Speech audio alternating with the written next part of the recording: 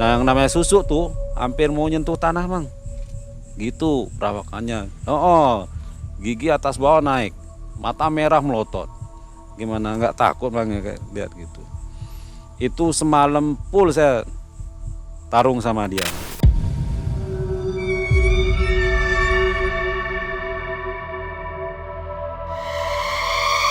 Ngapain kamu ikut campur gitu dia bilang. Loh gimana saya nggak ikut campur, orang dia minta tolong sama saya. Kan saya jawab begitu bang, pokoknya nggak boleh gitu dia bilang. Nggak boleh kamu ikut campur ya. Kenapa nggak boleh? Iya pokoknya nggak boleh, kamu kalau terus ganggu-ganggu saya makan kamu, dia bilang itu. Oh iya silahkan. Katanya kalau orang hamil di Pulau Bali ini sampai takut ya, nggak mau dikasih Iya tahu ke mang, orang. rawan. Emang Memang sampai sekarang masih itu. masih mang, rawan memang kalau gitu. Jadi ditutupin ya. Terus banyak yang ya mungkin kepercayaannya kalau lagi hamil gitu sering bawa bawang merah mang, pakai jaga-jaga biar selamat, takut kena gangguan yang begitu. Leak, ilmu sihir yang paling ditakuti di Pulau Bali. Banyak istri yang menutupi kehamilannya karena takut bayinya dimangsa. Pelaku ilmu leak dipercaya dapat berbuah wujud menjadi sosok hewan, mobil, hingga kapal terbang. Teror dari leak sangatlah berbahaya karena selalu mengincar janin dan bayi demi meningkatkan keilmuannya.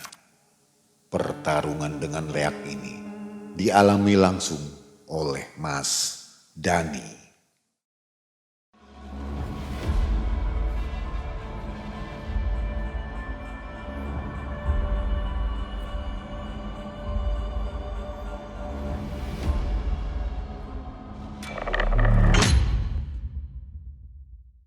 Apa kabar Mas Dani? Baik-baik. Dan Assalamualaikum warahmatullahi wabarakatuh untuk Sobat Malam Mencekam dimanapun Anda berada ya. Malam hari ini Mang Aiden Tim masih berada di Pulau Dewata, Pulau Bali. Dan berada di sebuah pura. Malam hari ini akan mengantarkan kisah baru. Ini tentang pertempuran dengan leak ya. Jadi di depan kita ada Mas Dani yang mempunyai pengalaman waktu itu bertempur dengan leak. Apa itu leak? Nanti Mas Dani juga akan kasih tahu ya. Dan kejadiannya ini terjadi di tahun 96 ya. 1996. Mas Dani, kegiatan sehari-hari apa ini? Usaha saya jual beli barang bekas rongsokan. Waduh, bisnis yang menggiurkan nih. Ya lumayan lah untuk makan sehari-hari ya cukup. Di Bali ya? Iya di Bali. Nah Mas Dani, terima kasih sudah mau berbagi kisah dengan Malam Mencekam ya. Sebelum mulai seperti biasa ada kenang-kenangan dulu dari Malam Mencekam. Mas Dani silahkan dibuka Apa ini, dulu, Bang? dibuka dulu. Buka, ya. Penasaran kan? Oh iya ya. Coba lihat dulu apa yang terjadi. Wah. Ternyata sebuah mobil. Waduh, mobil ya. Kaos nih. Suka nggak? Suka banget. Oke, nanti dipakai ya. Iya iya. Oke, silakan. Titip dulu bang ya. Boleh Oke. titip dulu. Nanti juga ada kenang-kenangan yang lain dari Malam Mencekam. Mas Dani, itu waktu bertempur dengan leak itu apa nggak takut tuh? Ada takut sedikit dah. Cuman karena posisinya sudah di depan mata, ya mau tidak mau harus Hajar ya. iya. Mas Dani, kita kan berada di pura nih. Sebuah pura. Tentunya Mas Dani sebagai seorang spiritual juga ya. Iya. Merasakan aura apa di sini? Auranya sangat bagus, tidak mencekam, rasanya plong di pikiran. Itu yang saya rasakan. Enak ya di sini. Enak. Adem gitu ya. Adem. Oke. Maaf kalau Mas Dani ini Muslim atau Hindu? Saya seorang Muslim. Muslim ya. Iya, Tapi ada di Bali. di Bali. Saya lahir di Bali. Lahir di Bali. Cuman berdarah Madura. Jadi keturunan dari Madura. Iya, Hanya lahir dan besar di Bali ya. di Bali. Oke, baik. Saatnya kita mendengarkan kisah dari Mas Dani. Jangan skip videonya supaya paham apa kisah-kisahnya. Malam Mencekam, semakin malam semakin mencekam. Inilah Mas Dani.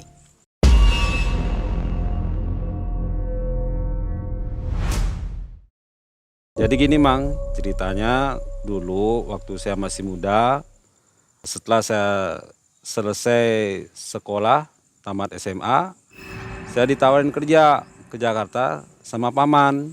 Tamat SMA di Bali. Iya, tamat SMA di Bali. Paman saya ngomong, Dan, kamu mau nggak kerja di Jakarta? Oh mau man, saya seneng. Soalnya kan Jakarta kan ibu kota kita. Semua orang pengen ke sana Mang. Habis itu saya minta restu ke orang tua.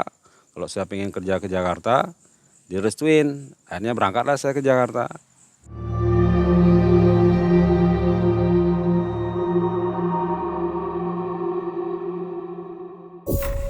Saya berangkat dari Bali, ikut bus sampai Surabaya. Sempat ada kejadian yang agak mengganggu lah dikit. Kejadiannya setelah saya turun di terminal untuk pemberangkatan ke Jakarta, kita kan ganti bus di sana. Setelah itu saya cari tiket, pas jalan saya ketemu kayaknya calo, tapi tampangnya rada-rada serem gitu dah. Terus saya dipanggil, Dek beli tiket dek. Iya Pak, sini dek, nah, sama saya dek. Habis itu saya ikut aja karena nggak tahu terminal di sana itu seperti apa, ikut aja dah dulu. Sampai di tempat loket, saya lihat tampaknya serem-serem banget. Terus di pintu pun dijagain tuh sama 2 orang. Kayaknya saya dikerjain nih sama orang ini. Karena merasa curiga, saya mulai baca-baca dalam hati ilmu yang saya ketahuin. Hanya terus saya ngomong dengan nada keras, Pak, saya nggak jadi beli tiket. Soalnya tiketnya mahal, nggak sesuai kayaknya. Tapi dengan suara saya yang begitu, si 2 orang ini malah diem, nggak komentar apa, cuman manggut-manggut. Akhirnya saya pergilah dari tempat itu. Setelah baca mantra-mantra ya? Iya, hanya terus saya beli tiket di tempat normal dan berangkat ke Jakarta. Sampai di Jakarta di Terminal Pulau Gadung, saya dijemput sama paman. Diajaklah ke tempat pabrik minuman. Berjelang 1 minggu saya kerja di sana. Mulanya yang awalnya adem-adem aja berubah, ada kejadian aneh-aneh. Kejadiannya itu karyawan-karyawan cewek sering kesurupan. Kejadiannya nggak pandang waktu, kadang pagi baru mulai kerja udah ada yang kesurupan. Kadang malam, kadang jam istirahat, kadang tengah malam. Tambah hari, tambah minggu, malah tambah banyak yang kesurupan. Awalnya kejadian itu saya dengar info dari teman-teman, orang gini, orang pabrik ini dulunya bekas kuburan, dijadiin pabrik makanya kayak gini. Oh begitu. Lambat laun mulailah kesurupan-kesurupan itu ditanganin sama teman-teman yang ada punya pengetahuan tentang yang kayak begitu. Dicobalah, ternyata nggak berhasil. Ada yang dari Jawa Tengah, ada yang dari Banten, ada juga yang dari Lampung. Itu semua didatangkan? Nggak berhasil ya? Nggak berhasil. Terus paman saya tuh kan ngerti kalau saya punya begituan. Hanya ditawarin saya, Dan, coba deh kamu yang tanganin. Tanganin apa man? Iya tuh bantuin tuh bos. Kasihan karyawannya kesurupan terus. Paman juga kerja di situ? Iya, paman kerja di sana di pabrik itu. Sama-sama situ ya? Jadi sales dia di sana. Akhirnya saya sanggupin untuk nanganin masalah ini. Mulailah saya coba, saya lawan dengan ilmu saya. Malah sering tambah banyak kejadiannya. Habis itu saya datang ke Jakarta itu namanya orang merantau sama orang tua kan dibekelin namanya. Dibekelin, bawalah saya sabuk pemberian dari orang tua. Sabuk itu katanya dulu dikasih sama kiai dari Madura sana. Karena saya merantau, dikasihlah sabuk itu bekal buat saya ke sana. Saya tanganin satu-satu sampai karena saking banyaknya kesurupan, Saya keluarin lah sabuk itu. Saya putar-putar. Ini yang kesurupan malah takut dia. Jangan, dia bilang begitu. Kamu tahu nggak ini apa? Ya itu cambuk. Cambuk apa? Itu cambuk api.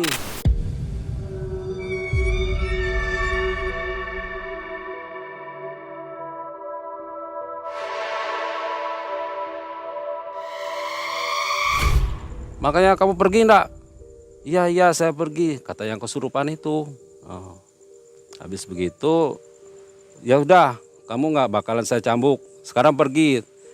Ternyata dia bohong.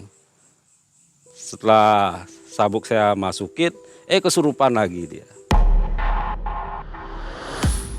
Ah kamu, ternyata kamu bohongin saya.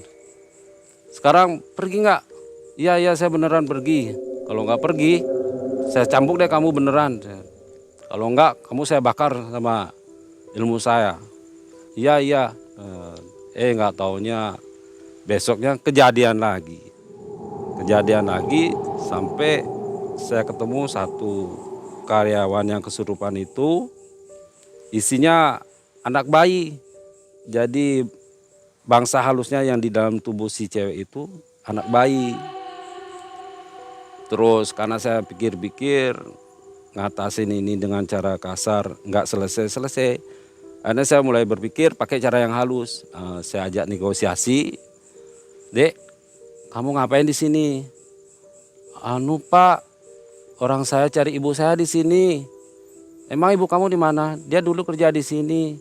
Tapi saya cari-cari nggak ada. Terus saya bisikin sama teman. Emang dulu ada apa di sini? Gini Dan, dulu ada karyawan pabrik yang kerja di sini itu hamil, baru gitu keguguran Dan. Terus gimana? Itu cabang bayinya dibuang Dan di selokan sana. Setelah itu udah selesai saya ngobrol sama si anak bayi ini, saya ngobrol lah sama yang lain. Nah, ketemulah yang rada-rada tua isi dalam si yang kesurupan ini. Kamu ngapain gangguin di sini? Saya kesel. Orang rumah saya di sini dihancurin, malah bikin ribut di sini. Saya kan tidak tenang. Ya kalau begitu saya minta maaf deh. Sekarang gimana caranya biar kita bisa tenang, situ juga tenang. Apa sih maunya kamu? Kita ini kan terombang-ambing di sini. Carikan saya tempat. Terus kalau bisa kami kan punya keluarga, nggak ada yang ingat sama kita di sini.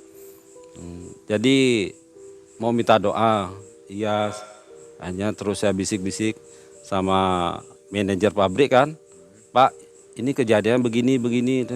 Jadi permintaan dari ini kayak begini Pak, dia minta dikirimin doa. Setelah rembuk sama manajer kan, ya udah dikumpulin semua karyawan, kita kirim doa bareng-bareng. Setelah selesai doa, ya dari sanalah akhirnya selesai lah, nggak ada gangguan lagi.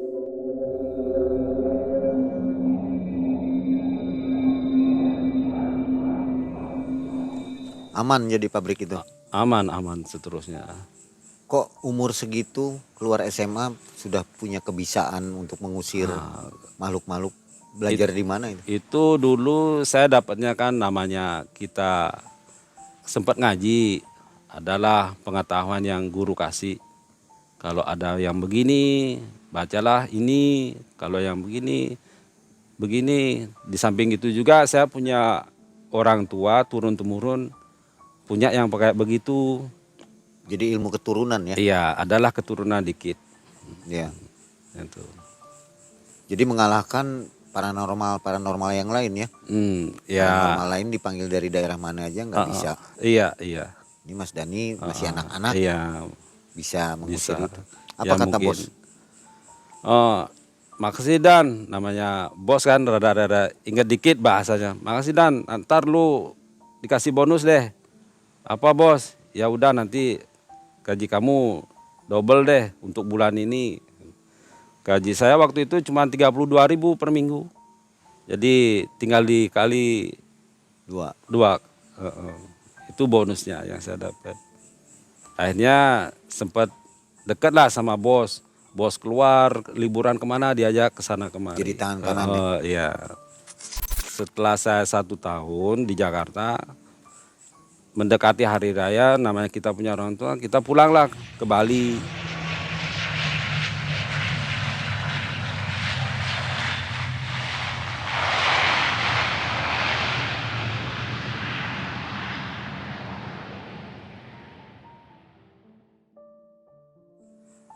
Namanya juga hari raya, Mang. Kita Idul kan Fitri? Idul Fitri, Mang. Mudik lah pulang ke Bali. Setelah nyampe di Bali, Mang, hari raya, terus udah berjalan 1 minggu, kita pingin balik ke Jakarta, sama ibu nggak dikasih, Mang. Nggak usah deh, kamu udah cukup dah 1 tahun cari pengalaman. Ibu saya bilang, kamu kalau kerja lebih baik wira swasta, usaha sendiri, nggak usah ikut orang lain. Jadi kamu kalau usaha sendiri, terserah kamu mau kerja, mau libur, terserah, nggak ada yang marahin, bebas deh. Walaupun kecil ya nggak apa-apa, masalah besar kecilnya terserah, nasib itu. Dari situ ya nggak jadi lagi, Mang, balik ke Jakarta, akhirnya tinggal di Bali terus. Dari sinilah mulai awal saya ketemu dengan masalah mistis, Mang. Jadi pengalaman saya di Jakarta dulu itu membuat panggilan saya untuk saya itu berubah, Mang. Teman-teman yang ada di Bali itu mulai panggil saya Jero gitu, Mang. Karena saya udah bisa ngobatin orang, berhubungan, akhirnya dipanggil Jero. Jero itu kan untuk orang Bali ya. Iya, Mang. Sedangkan Muslim bukan jero. Bukan, Mang. Ya, apa artinya jero itu? Jero tuh ya orang yang bisa masalah kayak begitulah, Mang. Mungkin kalau di Islam itu semacam Ya, ustadz lah. Ustadz, kiai, Mang. Ustadz Kayak atau kiai begitu gitu deh. ya. Di sanalah keseharian saya sama teman-teman, baik yang dari Muslim, dari Hindu pun manggil saya Jero. Mungkin sudah jodoh saya kali, Mang, ya. Saya mulai punya kecenderungan dengan urusan yang kayak begitu, Mang. Kalau saya lagi main kemana ketemu orang sakit, saya mulai bantuin ngobatin, Mang. Jadi saya obatin dengan apa yang saya tahu, Mang. Modelnya sakit kepala, saya pernah tahu cara ngobatin sakit kepala pakai dedaunan. Kalau kayak di sini nih daun meniran dipakai, Mang, pakai jamunya. Kalau dipijat pakai refleksi, jempol kakinya yang saya pijat, Mang. Ya atas izin Tuhan sembuh juga, Mang.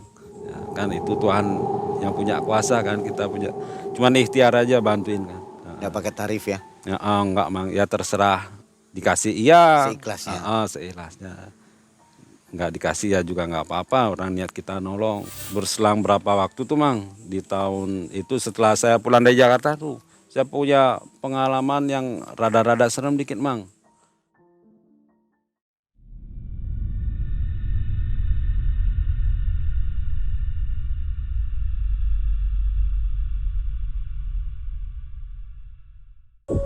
Saya itu kan 9 bersaudara. Saya anak ketiga. Saya masih punya adik yang kecil-kecil, Bang. Malam pas saya tidur, tengah malam nih, Bang, gelap kan. Tahun itu lampu masih yang warna-warna merah itu, Bang. Ya. Jadi cuma lampu dapur aja yang hidup. Di kamar tidur tuh gelap, nggak dihidupin.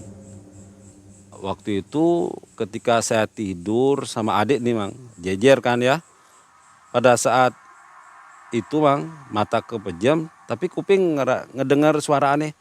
Kok apa ini, apa? Penasaran tuh, Bang, saya, Bang. Hanya saya buka mata. Ternyata ada monyet, Bang, di atas badan adik saya. Itu di dalam kamar. Iya, di kamar. Padahal nggak ada pintu terbuka Nggak ya. ada. Udah di atas badan adik saya, dicekik gini, Bang. Terus dia noleh ke saya kan. Pada saat saya buka, dia menyeringah, Bang. Giginya itu, Bang, panjang begini, Bang, ke bawah gitu. Sebesar apa monyetnya? Lumayan seperti ya sebesar manusia lah, Bang. Anak ukuran kelas 6 SD lah, segitu gedenya. Oh, tinggi juga ya. Iya, besar, Bang. Ada 1 meter lebihnya. Ada. Langsung saya keluarin tenaga saya mang, tenaga dalam saya langsung saya bacot, saya pukul dia. Brak, gitu. Itu saya pukul pakai tenaga dalam saya yang pernah saya dapat dulu waktu ngaji mang. Habis itu terpencal kan dia. Dia kan kabur mang. Dia kaburnya itu tembok itu tembus sama dia mang. Hanya terus saya kejar, saya lihat larinya dia kemana. Dia kan ke atas tuh, ke atas genteng. Terus dia loncat, arahnya ke sana. Saya tahu, oh rumah si itu. Sepengetahuan saya tuh mang, warga-warga di rumah itu kan, oh si itu punya beginian. Apa itu? Leak, kalau orang Bali bilang itu mang. Oh begitu. Akhirnya dari kejadian malam itu, besoknya saya mulai siap mang. Jadi untuk nganu dia kan, karena udah nyakitin adik saya kan. Umur berapa ya? Umur masih SD mang, kelas 2 kayaknya tuh yang paling kecil. Jadi bekas cekekannya saya lihat, oh nggak apa-apa. Cuman saya bacain doa kan, saya ambilin air putih dicampur ini, saya usap-usap. Ternyata nggak apa-apa. Cuman saya ngasih pelajaran sama dia mang. Besok harinya jam 11 malam saya persiapkan diri, saya sembahyang, terus saya mulai ritual, saya tarik dia mang dari rumah, saya panggil sukmanya dia. Dia datang kan mang, dia datang lewat jendela tuh, saya ambil kepala saya banting mang, kabur dia kan mang, kabur. Oke deh besok lihat deh kamu. Ternyata beneran mang. Dia datang besok paginya mang, kakinya pincang. Pas kebetulan nggak ada orang di rumah mang, manggil lah dia, Jero, ya. Bahasa Bali nih mang ada kan manggil Itu dia. perempuan apa laki? Perempuan mang. Umuran berapa ya? Umur 60 lebih lah mang. Dia panggil nama saya kan, Jero, yang, kenapa mi? Bahasa Balinya, ini jo obati Jero, incak deh obatnya Jero. Oh ya mi, Apa artinya tuh? minta obatnya Jero, gitu dia bilang. Oh iya mi, iya bu, gitu Indonesianya mang. Ya udah, obatnya ini bu, cari dah darah ular. Kalau bahasa Balinya carilah darah lipi itu kan ular mang. Itu dah obatnya nanti ibu minum. Habis begitu pulanglah dia. Makasih Jero, makasih. Ya pulanglah. Tapi sampai sekarang pun pincangnya nggak hilang mang. Biar dia rada-rada kapok. Ternyata masih penasaran juga dia mang. Selang berapa bulan mungkin dia udah ningkatin ilmunya dia kan. Saya main-mainlah ke rumahnya dia. Sehat. Bu sehat. Oh sehat Jero. Mainlah saya di sana bareng teman. Kebetulan ada berapa teman ya? Ada kalau nggak salah ada 6 teman mang. Zaman itu mang kita main ya namanya anak muda ya, punya uang dikit biar jadi banyak, uang kita diadu lah pakai kelereng itu mang. Mainlah di rumah dia pakai kelereng itu. Habis gitu saya minta kopi sama dia mang, sama si nenek itu. Bu, boleh minta kopinya? Oh boleh Jero. Ya dah, tunggu Jero ya gitu dia bilang. Ya. Dibuatinlah kopi saya sama dia mang. Dibuatin kopi, udah datang kopinya. Nih Jero. Ya, saya ambil mang. Tapi saya taruh dulu, saya main lagi kan, main lagi sebareng teman. Selang berapa menit, saya minumlah kopi itu mang. Saya minum, selang berapa detik cuman mang, kepala saya pusing. Ada goyang-goyang itu badan saya, wah ini nggak beres nih kan dalam hati saya tapi kan. Teman juga ikut minum kopi ya, minta ya kopinya. Ya minum dah. Bentarnya mang, kita pulang muntah darah teman saya. Temannya muntah darah? Muntah darah. Tapi Mas Dani enggak? Enggak, saya sempoyongan. Akhirnya gitu sampai ya? di rumah ya. Mungkin karena di dalam badan saya ada pagarnya kali ya. Pulang, saya ambil air, saya baca-bacain doa, hilang. Akhirnya terus saya dikasih tahu kan temen, kalau muntah darah, saya samperin dia mang. Yang saya obatin. Ambil air putih, 1 gelas, saya bacain mantra, doa, saya obatin dia. Sampai sembuh. Akhirnya malam saya kerjain lagi dia mang. Saya ritual lagi kan sembahyang kalau kayak muslimnya sembahyang sholat. Saya tarik lagi si nenek itu sukmanya. Yang datang dia mang. Ini badan itu badannya babi tapi kepalanya anjing mang. Besarnya ya seperti anjing normal. Cuman bentuknya kayak begitu. Matanya merah. Mulutnya nggak ngomong tapi keluar suara mang. Rasain kamu dia bilang. Oh kamu masih penasaran sama saya begitu. Dan mulai saya baca Asma Sentak namanya mang. Begitu saya baca, selesai saya baca langsung saya pukul. Jar! Itu terpental dia bang langsung. Begitu marah kan dia. Saya bacain Asma Kurung jadi untuk pagar diri. Saya bacain set, nyerang dia mang. Berubah dia jadi gede. Gede banget. Dia loncat mau nerekam, terpental dia. Segede apa? Gede banget, 2 kali lipat saya gedenya. Dia berapa kali coba tuh mang. Pengen nyerang saya, terpental terus. Akhirnya saya keluarin lah ilmu Sri Gunting saya. Saya punya tuh ilmu Sri Gunting dari teman yang pernah mondok di Jawa tuh mang. Di daerah Situbondo dia mondok dulu. Dia ajarin buat saya tuh ilmu Sri Gunting namanya. Cara mukulnya tangan kayak gunting begini mang. Itu saya pakai, saya tembakin ke badannya dia. Saya tembakin, jar. Kelihatan robek mang, tapi ketutup lagi ya. Itu kan namanya badan halus ya. Hanya saya tembak lagi sampai ketiga kali baru nyerah dia mang. Ampun Jero, ampun Jero. Saya nyerah dah. Itu mang. Ya udah pulang dulu. Besok datang lagi dia minta obat mang. Nggak malu dia ya? Iya namanya begitu. Minta obat dia kan. Saya panggil ya. Ya sudah sini dulu. Masih mau nyoba nggak? Nggak Jero. Kapok dah saya begitu. Beneran minta obat? Bener. Ya tunggu sebentar. Saya ambilin air. Air itu ada bekas makanan di gigi saya. Itu yang saya pakai obat buat dia. Iya kumur-kumur saya. Itu obatnya. Ini minum. Masa ini Jero? Mau sembuh enggak? Kalau mau sembuh minum. Iya. Itu makanya diminum ya sembuh dah dia. Tujuan dia itu nyerang ke adik, mau diambil nyawanya atau digigit atau di apa, dimainin aja. Namanya bangsa begitu mang ya jelas sampai mati lah. Mau diambil nyawanya. Untuk apa? Untuk ningkatin ilmunya dia lah mang. Oh, untuk ningkatin ilmu. Jadi bukan karena dendam ya? Enggak, memang mangsanya dia kan umumnya anak-anak bayi, terutama cabang bayi mah malah lebih seneng ya kayak lihat ayam panggang begitulah. Dia ngomong, enak banget nih kayak ikan gitu mah. Semakin banyak semakin tinggi nanti ilmunya dia semakin tinggi.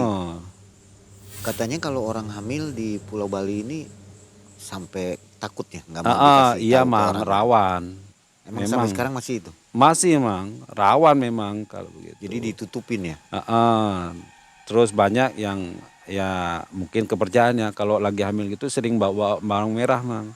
Pakai jaga-jaga biar selamat. Takut kena gangguan yang begitu. Soalnya mang pernah saya nanganin yang kayak begitu juga mang. Ada tuh orang yang tinggal di dekat-dekat gunung sana dah mang. Dia itu nikah nih sama pacarnya, sama suaminya. Tapi mertuanya nggak setuju sama dia.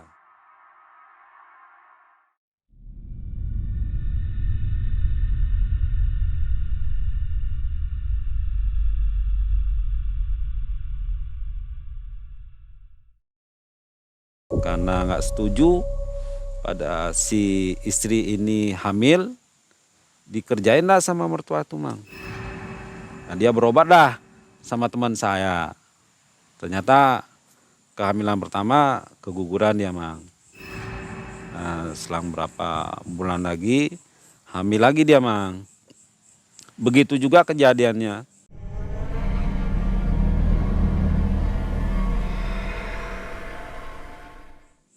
keguguran lagi. Di umur berapa bulan itu? Oh, umur udah 4 bulanan ya, Bang. 4 bulanan. Teman saya bilang sama tuh orang, coba deh ke jerunya sana, Jeru Dani. Itu teman saya baru ya bisa paling deh. Datanglah si suami istri ini, Mang. Pagi-pagi buta, matahari belum terbit, datang ke rumah saya, Mang. Ketok-ketok pintu. Dia ketokkan pintu saya. Jero. Ya siapa nih? Saya Agus dari desa sana lah kan begitu.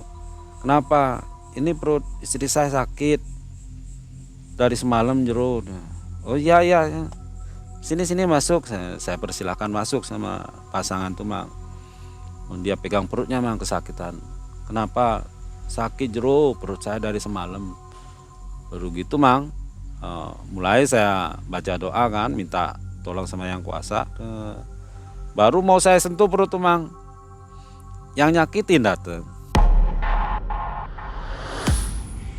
Di dekat rumah saya tuh kan ada pohon pisangnya.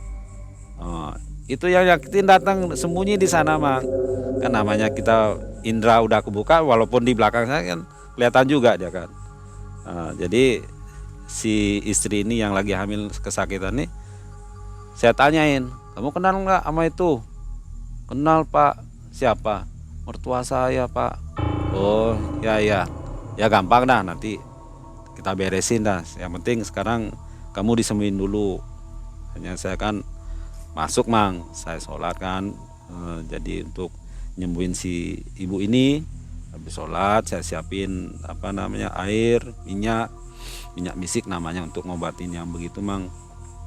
Hanya udah saya bacain mantra doa, saya usap lah. Saya lihat tuh janin di perutnya, Mang. Itu janin di rubung semut, Man, dimakan Di dalam perutnya. di dalam perut. Jadi lewat pandangan ini. Pandangan spiritual batin. ya. Tapi secara lahir tetap bayi itu ada, tapi secara batin itu, Mang, dimakan dia, Mang. Jadi keguguran lagi lah. Akhirnya malam si pasang ini saya suruh pulang dulu lah, nanti malam saya ke sana. Akhirnya pulang, ntar malamnya mulailah saya ke sana, Mang. Jam 7 malam saya berangkat dari rumah. Rumahnya jauh, Mang, dingin lagi, orang di gunung. Mana namanya jalan desa ke gunung ya, banyak bambu, kayak apa, serem lah, Mang. Mana nanganin kayak begini lah, bulu-bulu rada-rada merinding gitu, Mang. Hanya sampai di rumah si pasangan ini, ternyata, Mang, rumah si mertua nggak jauh dari sana. Hanya mulai saya proses, Mang. Saya minta tempat, kamar kosongnya saya pinjam untuk narik si yang punya ilmu gini nih, Mang. Hanya saya mulai ritual sholat, mulai saya tarik, Mang, sukmanya dia. Saya tarik, datanglah terus. Dua-duanya langsung datang, Mang. Saya tarik dua-duanya. Ternyata masih baru belajar, Mang. Masih mukanya cuman serem-serem gitu aja. Masih ya saya anggap cemen lah, gampang atasinnya. Udah beresin ini, ternyata gurunya yang datang. Gurunya yang serem, Mang. Itu tampangnya, Mang, ya, kalau digambarin tuh orangnya tinggi besar, tua, nenek-nenek, Mang. Rambutnya tebel ya. Kukunya tuh, Mang, segede apa ya? Kayak begini, Mang, gedenya nih. Oh, panjang-panjang hitam gitu, Mang. Nah, yang namanya susuk tuh hampir mau nyentuh tanah, Mang. Gitu perawakannya. Gigi atas bawah naik, mata merah melotot. Gimana nggak takut, Mang, ya, kayak lihat gitu. Ya lebih mirip kayak barong begitu, Mang. Seremnya Perempuan, orang matanya mendelik, Mang, merah. Itu semalam full saya tarung sama dia.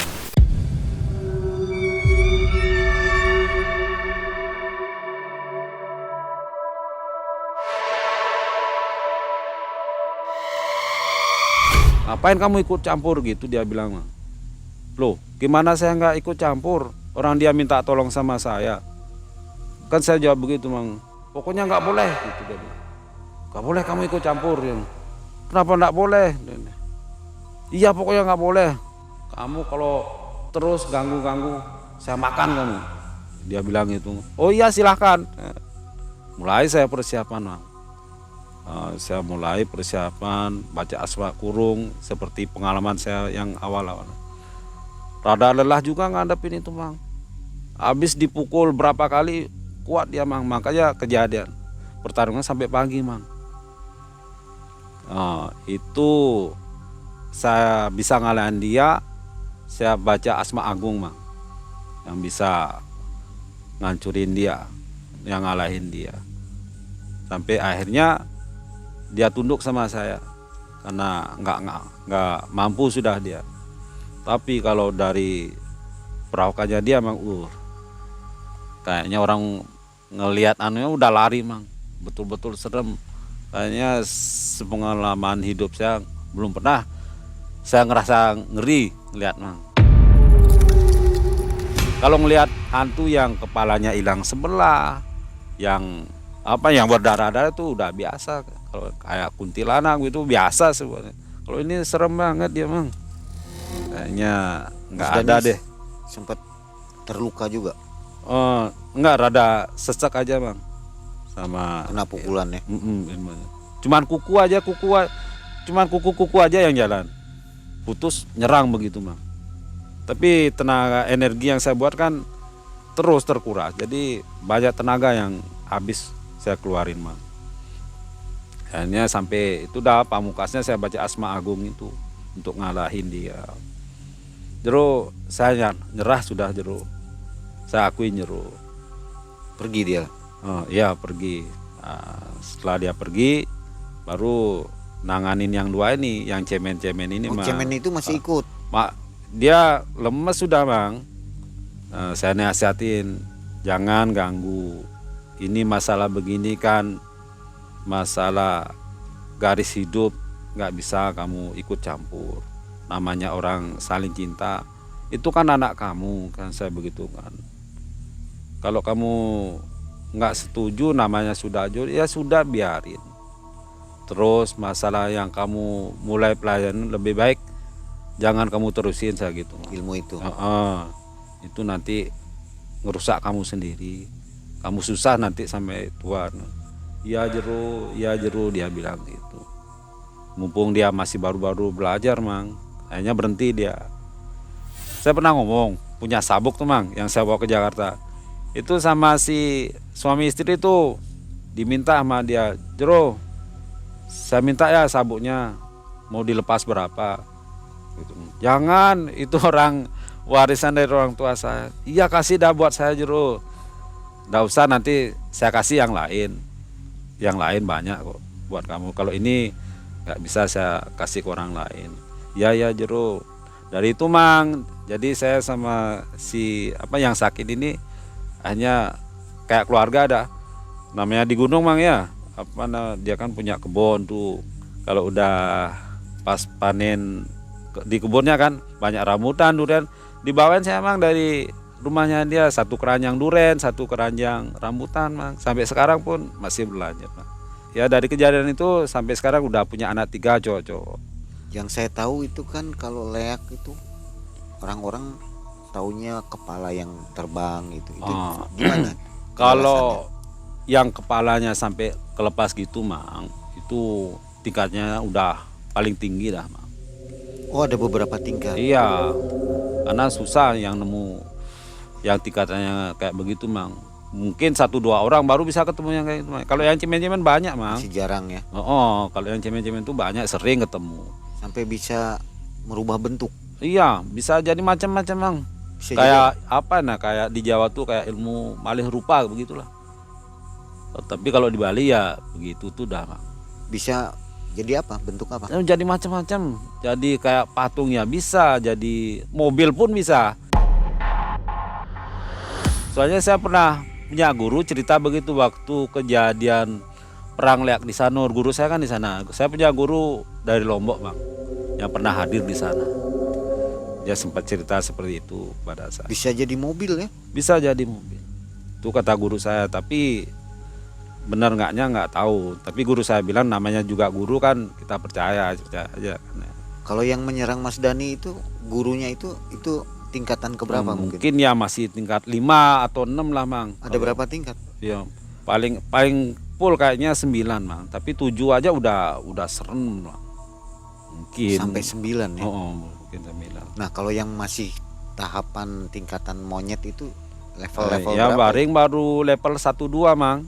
Nah, itu kan kalau makannya cari anu juga Mang. Kalau nggak dapat bayi itu ke sungai dia Mang. Cari apa itu? Cari bang anjing itu yang dimakan Mang. Karena nggak nemu kan bayi. Jadi bisa itu jadi makanan alternatif. Tapi kan bukan bangkai aslinya kan, saripatinya yang dimakan. Nah, ilmu itu turunan atau bisa dipelajari? Kalau ilmu itu ada yang belajar, ada yang diturunin Mang. Soalnya yang pegang pertama tuh umurnya bisa puluhan tahun Mang. Sampai nenek-nenek entah pun badannya masih tetap sehat Mang. Tapi anunya ya tua, tapi umurnya panjang. Sebelum Kalau ada penerus. kalau nggak nemu penerus dia masih terus Hidup terus. kuat. Makanya dia kalau sudah bisa nurunin ke generasinya baru dia cepet dah. Mungkin dia udah bosen kali hidup di dunia mungkin ya. Ngerjain yang dia gitu begitu aja kan. Mungkin udah bosen dia kali. Terakhir pernah ketemu lagi dengan makhluk-makhluk itu? Oh banyak Mang. Ada nggak kisah pernah dengar yang paling unik tentang leak ini? Kalau yang paling unik tuh Mang bukan di sini tempatnya Mang. Yang paling unik itu daerah Karangasem yang paling jempolan Mang.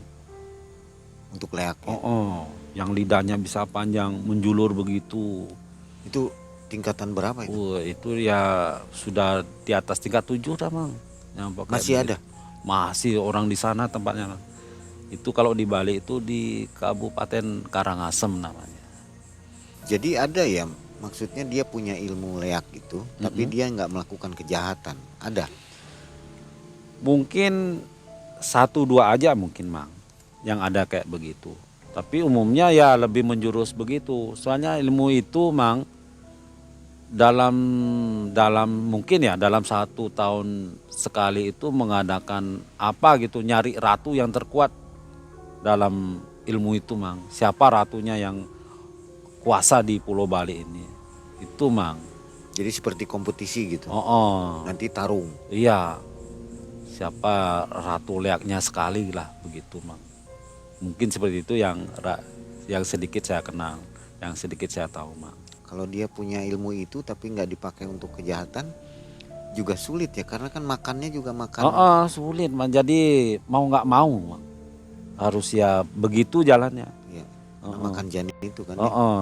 Itu repotnya. Makanya seperti yang tadi yang masih cemen itu kalau bisa berhenti. Ya syukurnya dia berhenti. Bisa ya berhenti Bisa, di tengah jalan gitu. Ya kita bantu Mang. Kalau dia nggak makan janin atau nggak makan kotoran nggak apa-apa. Ya kayaknya harus dah tuh Mang. Harus ya. Jadi yang maksakan yang di tengah Mang, bukan dirinya. Dorongan dalam ya. Dorongan dari pengaruh ilmunya itu. Oke.